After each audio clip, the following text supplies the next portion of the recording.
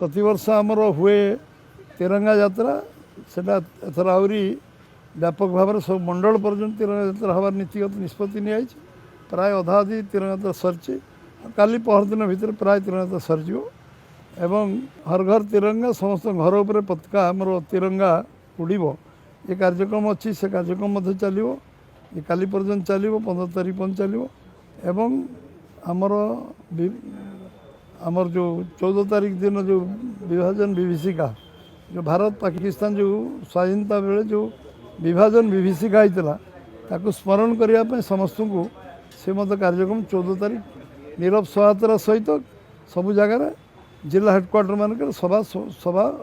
अनुष्ठित हम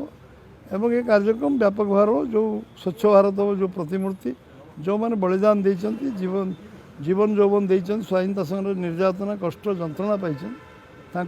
मन पकड़ाई प्रतिमूर्ति को परिष्कार परिच्छन्न करा श्रद्धांजलि दिया।